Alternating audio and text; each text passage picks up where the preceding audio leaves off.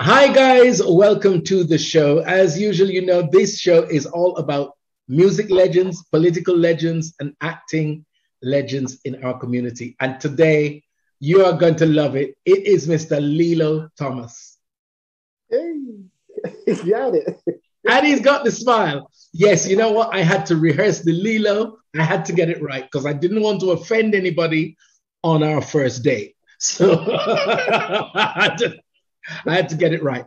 Fantastic to see you, sir. How are you doing? Great to see you too. I'm doing well. I mean, it's a little crazy with the staying home. I could be out a little more, but I'm good.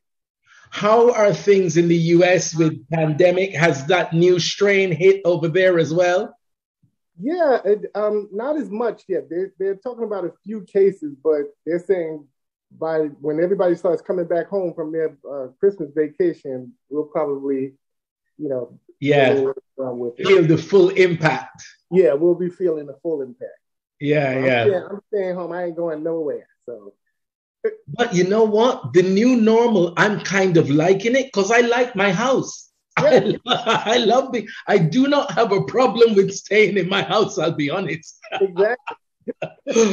I don't have a problem. So I'm not sure I want things to go back to the said normal. But anyway, I'm not sure. But it's great to see you. And how have you been otherwise? Oh, really good. Just doing music and, just home creating stuff. I have a studio at home, so I do a lot of work at home anyway. And now I put a gym up in my room, so I'm good with that. So I feel pretty good, So you don't need to leave the house at all. You can work from home, train from home, relax at home. Do some video stuff. I'm good, Absolutely. People don't understand. I don't understand these people who are angry because they have to stay in their house. Crazy. So, mister, you are a New Yorker from Brooklyn. Yes, originally from Brooklyn, New York. I'm upstate New York now, but born and raised Brooklyn, New York. Yeah. Right. Now, what exactly is upstate New York? I hear this term. What does it mean? It means about 2 or 3 hours out of the city. I'm in the woods area. Wow. And stuff out here, and just fresh air. You mean the kind of scenery that we see in horror films? Yeah. Something like that, yeah. Okay, we won't be visiting Lillo, okay? We'll leave it to Zoom. We won't be doing it in person. I'm the only house out here, so if you run No. We are only doing Zoom with this man here. That is pure horror film material. I'm sorry. This one house in the wilderness. Hey. It's quiet, and it feels good. Yeah, it's quiet, but I don't know. I find it unnerving, especially after movies like Get Out and stuff. Hello. I tell you, my uncle. Too many movies. That's the problem. That's the problem. I love movies. I do love movies. But my uncle used to live in Long Island in a place called Patchogue. Yeah, I'm familiar with it. It's one of those things that, it's not such a wilderness, but there are about 3 houses and then wilderness. Right. Exactly. And I'm just thinking, can you not build this fence a bit higher? Can you not build that? And I'm on a mountain too, so I can see things that come up. So will you please stop this horror film chat? Okay, please. Right. Now, we have to move on from this because I'm getting images. You're nervous now, right? Yeah, I'm getting nervous. So, a Brooklynite, and as always, it seems that New York is such a hub of talent. Mm-hmm. So much talent comes from New York, from Brooklyn. Yeah. Yeah, it's that that inner city life. There's nothing else really to do, but you either create or you be a knucklehead. So, I chose a knucklehead. I like that. A knucklehead. That's great. Yeah, but it just seems like there are pockets in the US that really hone talent. New York's one of them, Chicago's one of them, LA is one of them. Just so many people, like I spoke with Joyce Sims, Melba Moore, Yeah. Tom Brown, they're all real New Yorkers. Yeah, exactly. It's just a feeling of being out here, because you get a bit of both worlds, because when you go into the city, that's a whole other vibe. So, Brooklyn, it has its own thing. Queens has its own thing. We used to always say the Queens people, they had backyards. We didn't really have backyards, so right. that backyard thing was a big thing. And, so it's just all these, it's like all these different experiences that you can get from these different neighborhoods. And Brooklyn is one of the biggest. So yes, indeed. Well, I know Brooklyn, I wouldn't say really well, but I know Bed-Stuy and I know Flatbush. I used to stay by Decatur Avenue, right. Flatbush, right. Winthrop Street, so I know it's all apartment blocks. Yeah. And before my uncle moved to Long Island, he lived in Queens. So it was great staying with him because, as you said, the fence and the backyard that you didn't seem to have in Brooklyn. No, Brooklyn was a little harder life. Queens, people had, their parents had jobs. In Brooklyn, we didn't live like that. You were on the hustle. Right. We were constantly hustling. Yeah. So now your musical interest, shall we say, started, as most of it seems to be, in church. Yeah, my dad was a minister, and he didn't want me singing like the R&B and the different kinds of music. It was a gospel thing all the way. So my sister and I, we started off. Actually, we had one of those railroad apartments where, if you walk straight from the back to the front, you walked into my dad's church. So we were in church every day. So that's what it was. That's what the roots were about. Yeah. And it seems that the church is the place that most of the artists honed their trade and their skills. That was the foundation. Absolutely. Because because you were there and you saw the spirit happening. It's a magic. And when you're singing to the people there, it's such a feeling of, wow, there's something to this. My first time I got paid was, my dad, we were performing at another church because he used to go to different churches to preach, and people would come to his church to preach. And my sister and I, we sang one at this Spanish church. We actually had to learn a song in Spanish right before we hit the stage. Right. And after that, we did so well. My dad, gave us a little yellow envelope, and we got like about $30 in there. It's like, whoa, that's the first time we got paid. I'm like, I could do it. Where is this church? I'll go and sing there. I'm that desperate after lockdown. Trust me. So, we used to do things like that. And that's where it started for me. And that's where I kind of got the bug to do this.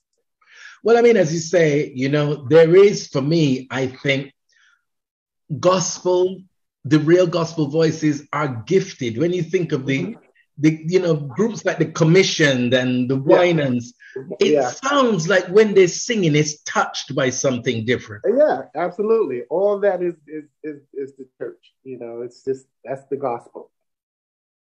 So that's where the music started for you. How did you then progress as it being a career move? Was it always going to be music for you, or did you do other jobs beforehand until you got where you wanted to be? No, it was always music for me. I always said I was going to do music for a living, or I was going to be a bum. All right. Those were the only two options. That was it. I believe there's only two aspects to life. Yes, no, strong, weak. You make the decision. Okay. And were you encouraged? Because, sometimes parents of a certain generation, they're very much, you need to get a job, you need to get a trade, you need to get the serious job, Were you encouraged to pursue your music? Not really. I thought so. I'm an only boy. I have like four sisters, and Are you the last one? No, I'm next to the oldest. I have a sister older than me. Okay. And so all that went to them. They had to get jobs and do their stuff. But my mom never bothered me with it. You know, my dad, he broke out, you know, after a while. So okay, what I was doing. Okay. You know? So he did his own thing. But what I'm getting from this picture is whether you were first, second, or last, with all those girls, you know you were spoiled. It's okay. You can admit it. Yeah. Oh, absolutely. My mom totally spoiled me, you know, and I'm okay with it. You know? I bet you are. I'm sure your sisters aren't, but I bet you are. It's a good thing. It was a good thing. You know, I bet you are really happy with it. You're cool with it. Yeah. I'm totally good with it. Now tell us about the track that was chosen for the Olympic Games. Oh my goodness. The track that was chosen? Yeah. There was one of your tracks chosen for the Olympic Games? Or have I got that wrong? No, I competed before I actually, you know, got my record deal. I was actually competing when I got my record deal. I was training for the '84 games, but I ran all through high school and, you know, a little bit in college. And then I decided to just go at it full time. Okay. Yeah. So tell me the musical journey. Where did it start for you with bands and groups and then going solo and then getting your deal? What was the progression? It basically started church. Then I started rebelling, you know, when I was probably about 15, 16. As spoiled boys do. Okay. Well, you know, hey, I'm okay with that. Yeah. But I got out and I started, you know, looking around to do a band. I got into a band called the Major Vibe. And then I got into another band called, you know, Infinite Force. And it just wasn't feeling right for me. Right. You know? I did some background work for a while. I was going to go on the road with Gloria Gaynor. And that's when I decided, no, I could do this. I didn't need to do backgrounds with her. I could do this for myself. And they flew me out to Chicago to check out the show, and I decided I'm going to come back home and I'm going to work on just being an artist. And that's how it started happening. Then one day I was in this, I went to this event and I ran into Kashif, and Kashif was from Brooklyn. And, you know, and I always kind of knew Kashif, but I had never met him. You know, we had mutual friends, you know, and I ran into him one day. We introduced each other. I was in the hallway doing some doo-wop stuff with these guys that was just at the event as well. And Kashif was like, wow, you know, I really like your voice. He says, call me Monday. I'm doing a session with Melba Moore, and I'd like you, you know, to come to the studio and do some tracks. I'm like, oh, okay. Got with Kashif, and I did the first Melba Moore's album, Peach Melba album.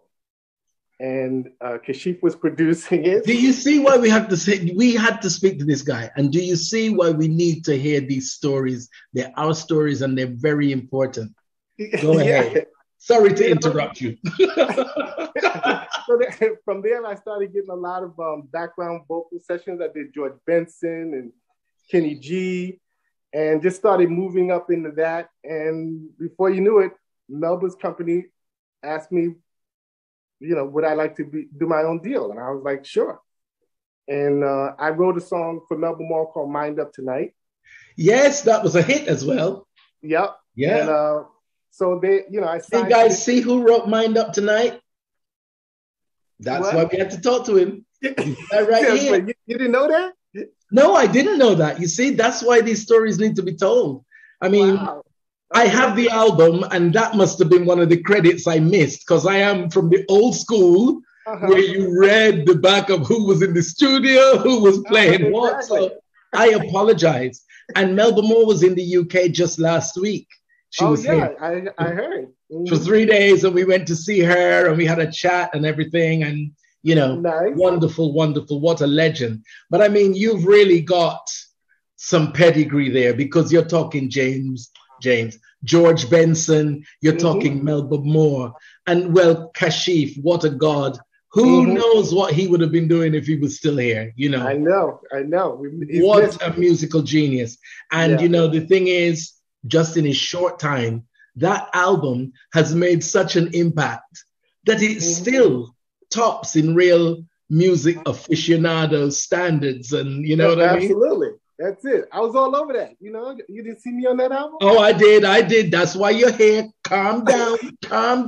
Okay, I missed you on Melba, but I didn't miss you on Kashif, okay?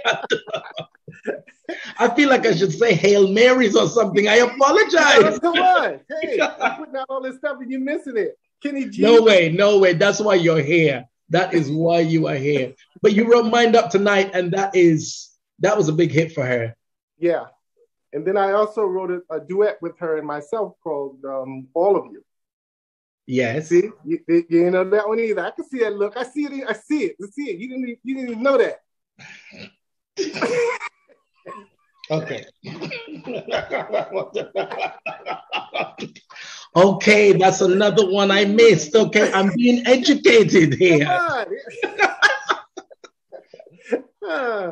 But yeah, so it started. So you and Melba are real tight.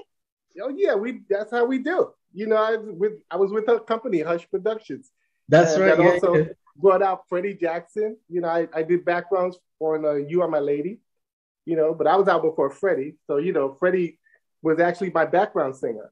Right. Now, there you confused me a bit because I'm thinking all of your tracks like Good Girl and, you know, well, my favorite of all time is Sexy Girl. That is just the ultimate as far as I'm concerned. But I'm thinking those tracks were out before Freddie Jackson.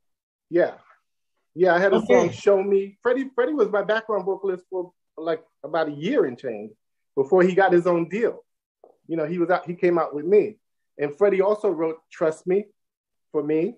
Right. So, you know, we were close like that. I love the brotherhood. So you kind of share each other. You go and sing for him and he'll come and sing for you. And exactly. And, you know, it's that support network that actually goes to the success because you're with such a team of elite, shall we say, talented vocalists, musicians, that sharing yourselves between each other can only go to make things even better, whatever you produce, you know? Exactly. So that networking and sharing of each other is what it goes towards the great successes that you've all had.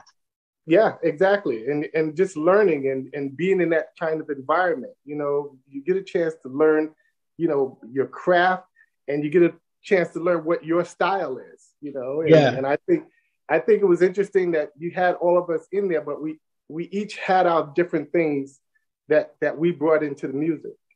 And that's what goes together to make the great finished product. Absolutely. And then Paul Lawrence Jones was producing. So he was producing Freddie, and he produced me, and him and Kashif worked together. I met Paul through Kashif. Because his musical sound, I have to say, I thought was very similar to yours. Mm-hmm. That was because he was producing. The production, yeah. Okay, you see? That's why these stories need to be told. Love it. It all comes together now, you know? Yeah, it's all coming together.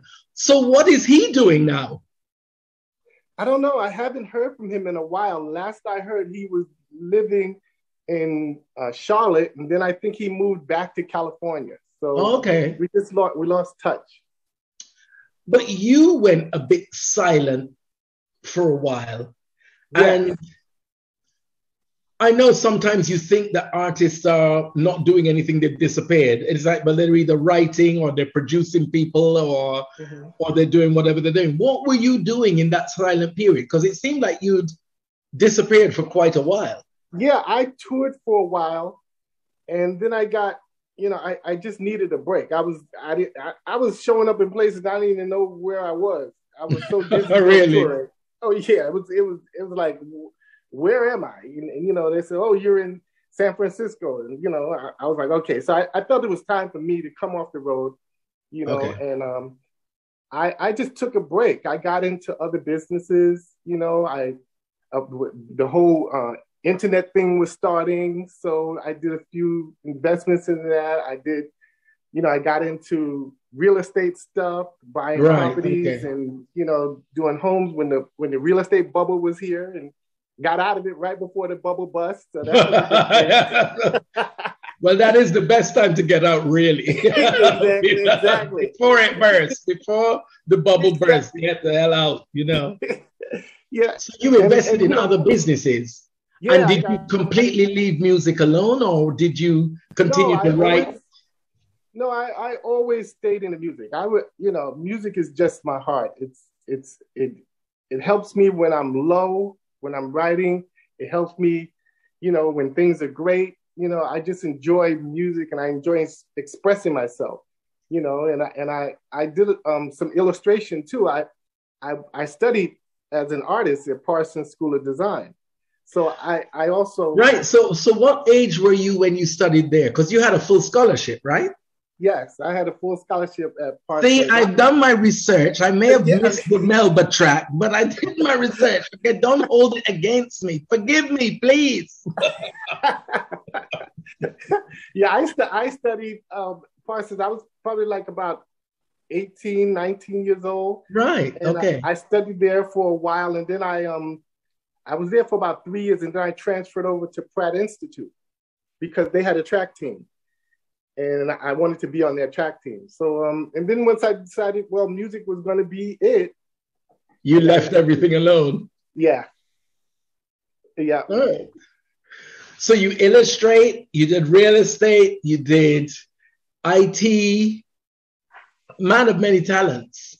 And I love that because, it shows that you can do lots of different things and be interested in lots of different things.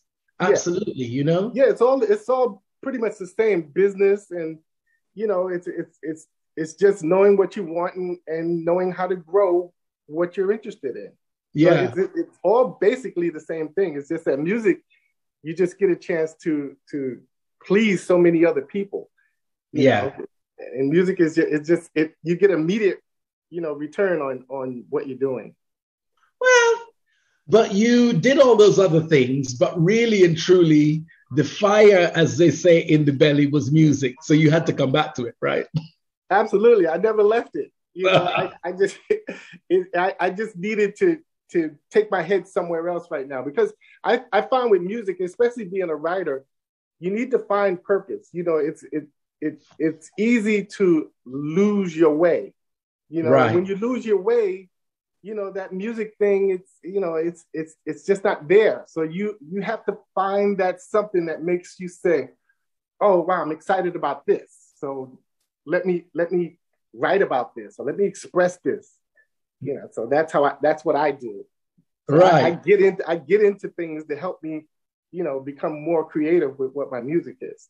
So it really is about the message and what you're writing about and how you feel about what you're writing about. Oh, absolutely. And I always find little things that I may just see walking down the street. A person is going through something, and I'm like, well, what does that feel like? And I try to embrace that feeling, and then I try to describe it.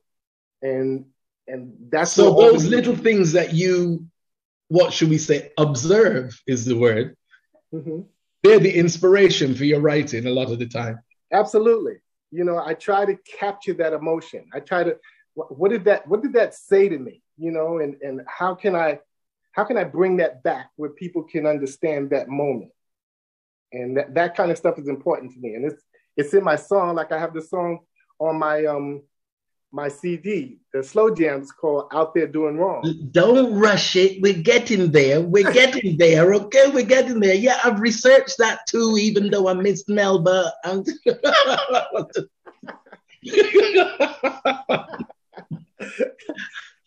But I mean, it's great because these stories are what are the inspiration. And it's good to see that just the pretty eyelashes and eyebrows and the perfectly manicured mustache that we used to see on the album covers. There was a whole lot more going on under there than just the flattering eyelashes. Because you were all definitely. Come on, you know you were all about the eyebrows, but you still got the eyebrows now. That means power, Big I know eyebrows. you still got the eyebrows, but the eyelashes and everything was going on the album covers. But it's just interesting to realize that there was a whole lot more going on. Oh yeah, with you than I think the image was one thing, but the guy behind the image was something totally different. And I didn't even learn how to express him until I got older. And there's certain things you just start to realize that just comes along with age and comes along with experience. Absolutely. Well, I mean, when was which was your first big single? It was Good Girl, right? Good Girl was the first one, yeah. And that was 1980. That was 1983. Of course, I was 2 at the time. Oh, yes. Yeah, I was 2.5.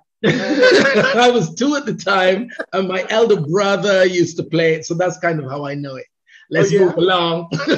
Yeah, okay. Yeah. But no, that song was great. That song was actually put together because at that time, you had, Rick James with Super Freak, and you had Prince with the Nasty Girls, Vanity 6.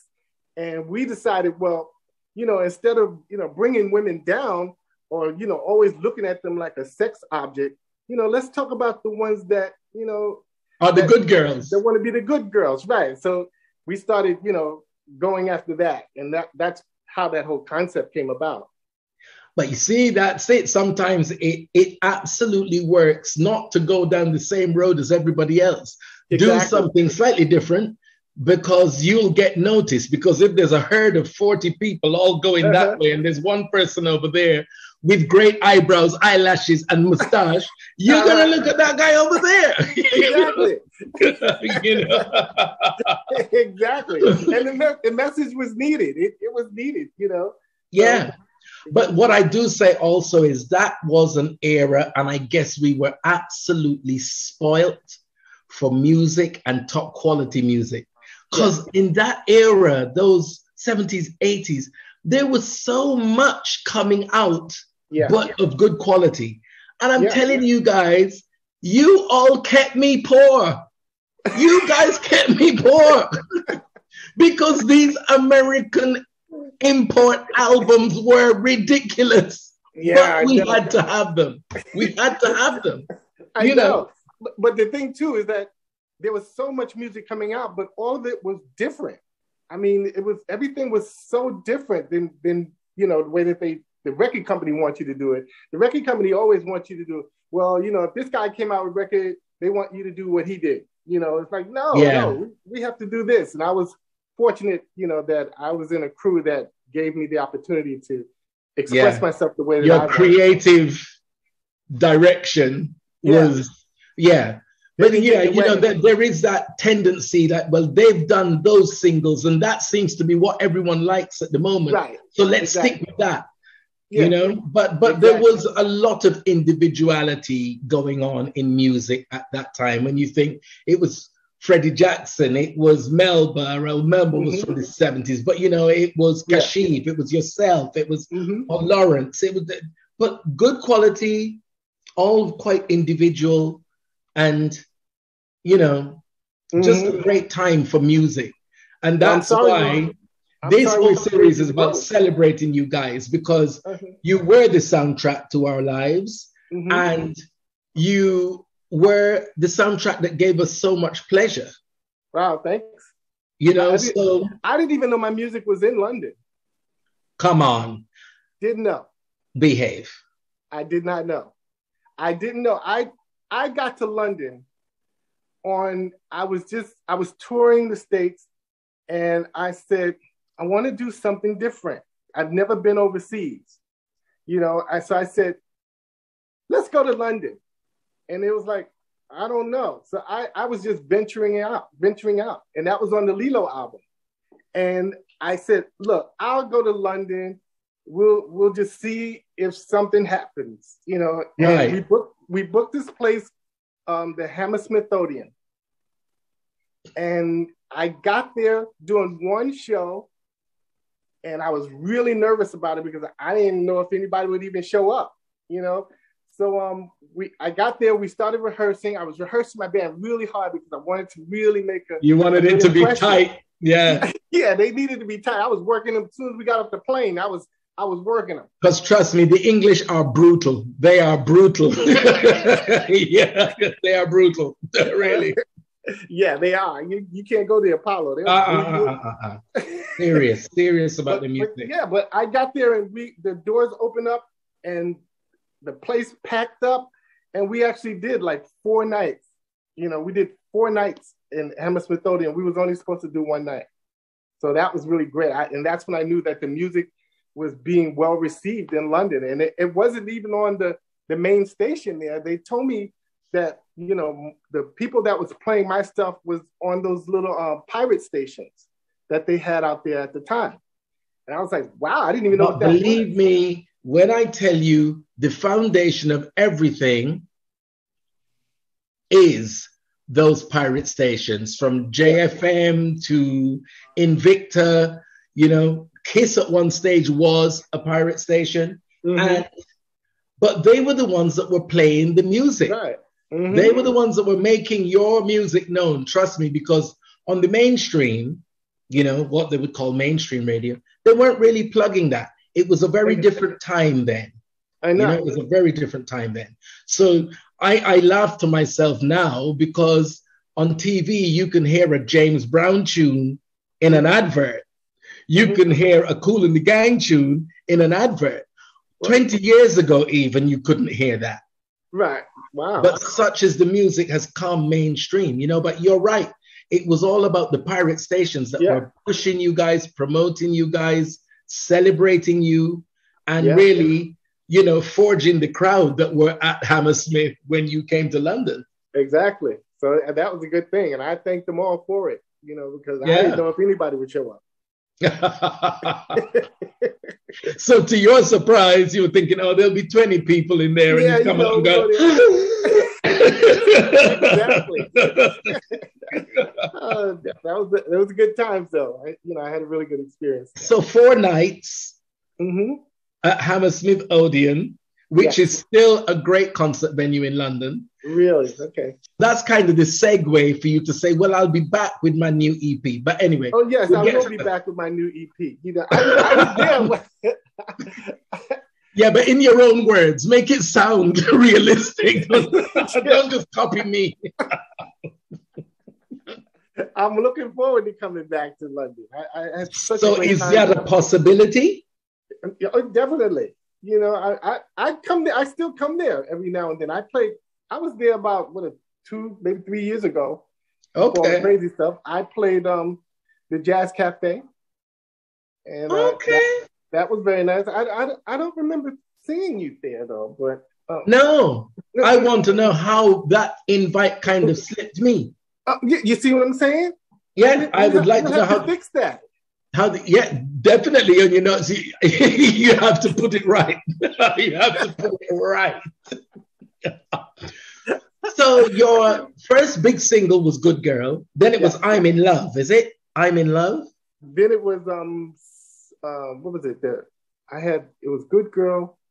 And I know here we had Wanna Make Love. Okay. Was here. And Just My Imagination. I actually toured Brazil with Just My Imagination. And then it was Your Love's Got a Hold of Me. Oh, Your Love's Got a Hold of Me. Right. Yeah. Because I'm in Love was big hair. And of course, my favorite of all, Sexy Girl. Sexy Girl. What a drop on that tune. I'm sorry. The ultimate tune. Come on. Well, Settle Down is big there. Settle Down. Settle Down. Yes, that's right. Settle Down. I forgot that. Yes, Settle Down. But just for the record, in case I get abused in my own interview, okay, I do have all of these on album and 12-inch. Okay. I should have had them here just to prove it after the Melba Moore gate incident earlier, just to clear my name. But yes, Settle Down. Tune. Mm-hmm. Yeah. I So mean, yep. Every time I come to London, they'll scream at me if I don't do Settle Down. Settle Down. Yeah, yeah, yeah. Mm-hmm. Absolutely. So you had a greatest hits album in 2010, right? Yes, yes. Greatest hits. That was my first compilation. Greatest hits. And everything. You see, the compilations worked for the people who didn't get the originals, like myself, even though they missed minor details that they're being crucified for. But,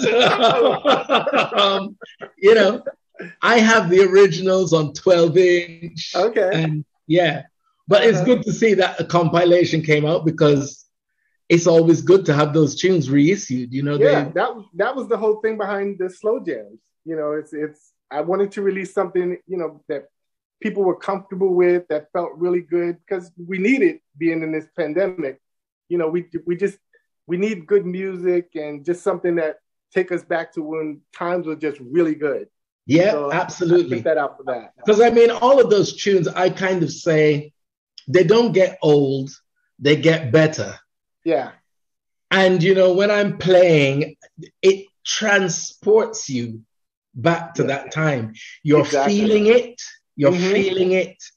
You know where you were, who you were with. You can even pinpoint what you were wearing on certain days. Exactly. Life was just simple then. Yeah, you know, and these tune tracks, they are so great, because a sign of a good track are the number of times people want to cover it, sample it. Yeah. And that's the thing. And, you know, when you're as young as I am and collecting music, I see. And you're hearing these new tracks and you're going, yeah, but that's Settled Down. That's Good Girl. That's whatever, you know, Kashif. But they don't know what it is. They've just sampled it. They don't know what it is, you know? No, they're just taking it in, you know. It probably feels familiar to them because their parents was listening to it. Yeah, exactly. And I think that's where it starts, isn't it? If your parents are playing good music in the house, you know, music evolves, but you kind of keep a certain standard. Exactly. You keep a certain standard. So, you know, your parents are kind of playing Dinah Washington and Nat King Cole and Count Basie, Sam Cooke. It moves on to like Marvin, and then it moves on to Jackie the Philly sound. Exactly. And it's all music of a certain standard and quality. That orchestration, that musicianship, that, you know, everything that you sing is a vocal masterclass. But those that don't know, go and find out about this one and his voice up there, yeah? Vocal masterclass, this one here. Exactly. So tell us about the new album, Slow Jams, Out There Doing No Good. Oh, just letting you know, I'm on it. Out there doing wrong. It's doing wrong. Doing wrong. Okay. Yeah. Well, it's the same thing. Up to no good, doing wrong.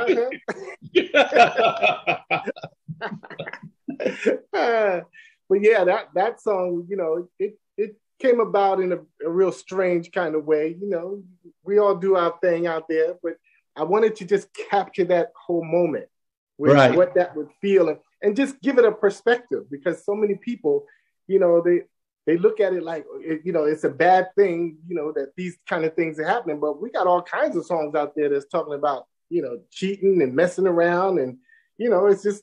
And it has been happening forever. It's like so funny when you hear the older generation going, in my day, in your day, it was exactly the same, honey. That's But in your day, you used to send your daughter away to have her children up in the country, and she comes back with this baby. This is my niece, from my sister up in the. No, it's your granddaughter, and your daughter's 14. You know what I mean? So. but it's that kind of thing. So I just wanted to, you know, be able to put that in words and express it. And you'd be surprised, like, how many people connects with that song, like, especially guys. Because it's real life. It's real life. And as you said earlier about you know, writing about your observations. and putting them in perspective and expressing it and feeling it and putting it in a way that it resonates with people. Right, exactly. There was one guy that came over to me. I was performing in Chicago, and he waited till the show was over and everybody left. And I could see him in the audience because everybody else was kind of moving and stuff. He was just there, and he was taking it in. He was drinking it, and I met him at the back of the stage, when everybody was out, and he was like, "I just needed to, tell you that it's like you were in my life, like you was reading my mind, Wow. And I felt that song, just hit such a spot with him till he just had to come and talk to me about it. And he didn't really say what side was cheating or what happened, but you could tell that this song was very important to him. And he told me, whenever I'm in Chicago again, come by his shoe store and I can just take a pair of shoes. I mean, he was affected by that song. So it's good that music can do that. I think that's what it is, isn't it? When you're a creative like yourself, you don't want exclusivity. You want what you create to touch as many people as possible. Yes, that's the ultimate plan, is to just be able to have a song that just touches people's lives. Yeah. I always laugh at DJs who want to keep this exclusive track and keep it on a white label so no one can see what it is, and they're playing it and they're not telling people the name. Right. And I always say to them, but do you think the artist just wants you to play this? No. The artist wants you to tell everybody what this song is so that they can go out and buy it. Exactly. And just be aware. He didn't write it for you.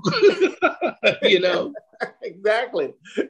But you want people to just be aware of things. You want to touch people's lives. You want to say, hey, I got this. So let me share this with you. I just want to touch that emotion. And that's important to me. Whatever kind of emotion it comes, you can be like, oh, that's weird. Or you can be like, oh, I love that. Or, oh, I love this. It's an emotion. And that's what you want to touch.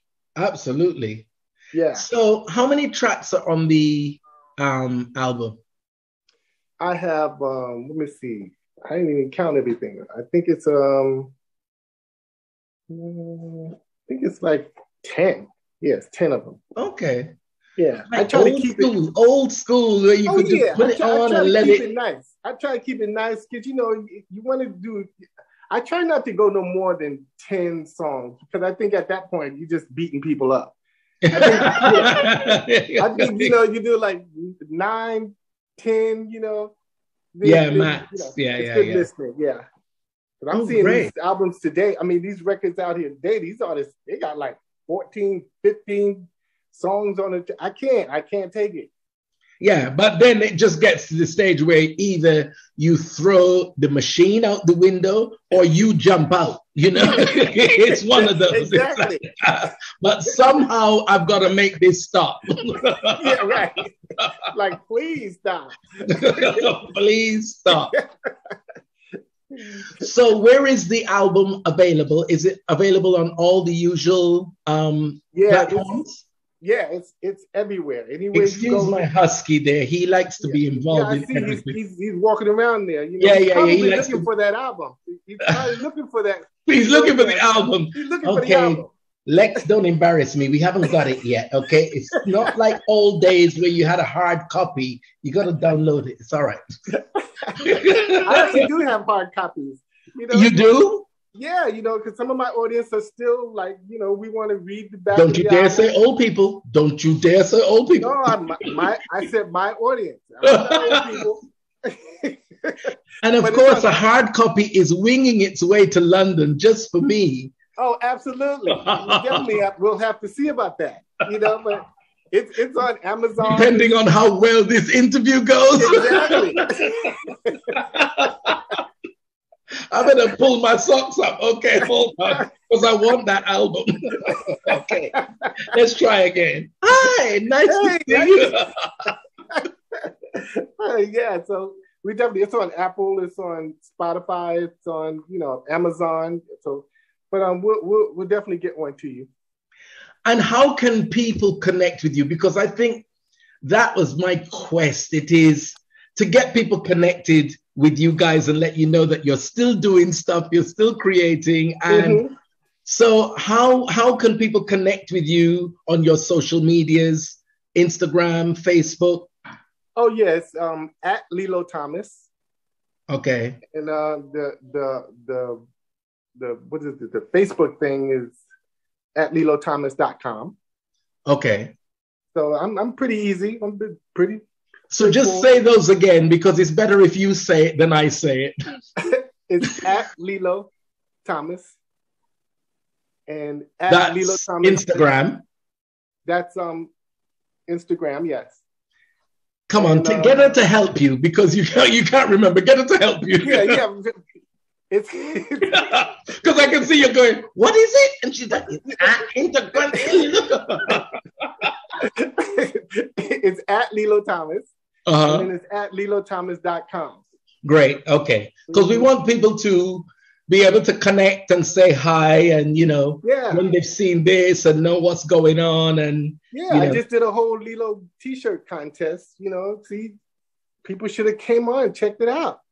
Oh, wow. So, well, we're gonna have to put all of this in, attach it all to the interview when it's put up, because definitely. Man of many talents, and we have to celebrate all of them. Okay, so that's really what it is. So when can we hope to see Your Royal Highness in the UK? Well, as soon as we get out of this pandemic, I'm going to be coming out like a madman. Because people were moving and started moving again, and creating gigs and traveling, like Melba 2 weeks ago. Apparently, she's supposed to come back in January, but with this new strain, which seems to have been putting, the dampeners on stuff again. Right. A lot of stuff is being canceled or at least postponed. So yeah, I know. So that's what you're up against. I wasn't planning to come out till next year. Right. And now it just seems like I don't know where this new wave is going to come from. I have 2 things that I'm supposed to do, but I don't know. They may be canceled. I'm supposed to be in Hawaii, and then I'm doing another one in Harlem. So I don't know, Right. But you can still perform within the US. It's the overseas travel that's the problem. Yeah. Flying out, I'm not ready to get on planes yet, but, Yeah. Because apparently the whole flight, you have to keep the mask on, which, absolutely. 9 hours, 10 hours must be horrific. Absolutely horrific. But we do look forward to seeing you as soon as it is humanly possible. Yes. Singing all of our favorites. All of the favorites. And make sure everyone adds me to their playlist. Absolutely. That's exactly what this is about. Yeah. The legends are still doing their thing, so add them to the playlist. Yeah, and I have even new music coming out, probably late January. It's going to be a whole new album. A completely new album from the album already with the slow jams. Yeah, well, the slow jams was, it's to make people comfortable and feel good. Now the next one is I'm back in business again. All right. So I gotta start training to do the Running Man again. Well, that's fantastic. It's really great to see you. Thank you for talking to us. Thank you so much. Keep shining the Lillo Thomas light. Thank you so much. I so appreciate you doing stuff like this, because, in these days and time, we need people that's going to, keep the music alive, and it's so important. So thank you very much. Absolutely. It's we got to keep you guys up there, because you are really the foundation. So, thank you. It's an honor to speak to you, a pleasure. And thank you for the many years of music, which is continuing, which is fantastic. Yes.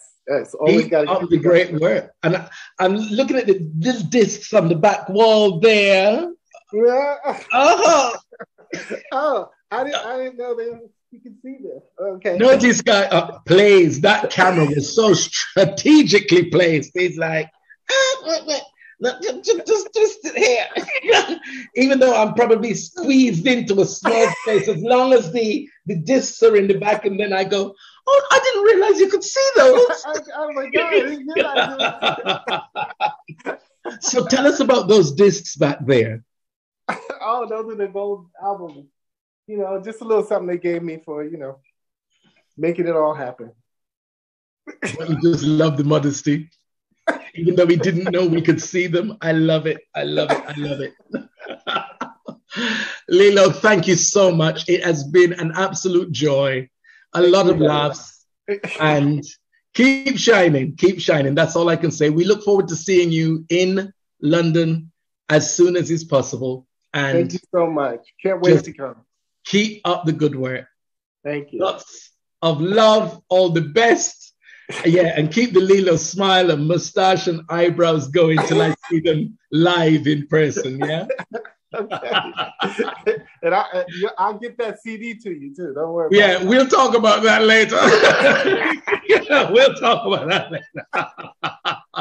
later. Thank you so much. Take care. Thank you, Barrie. Thanks so much.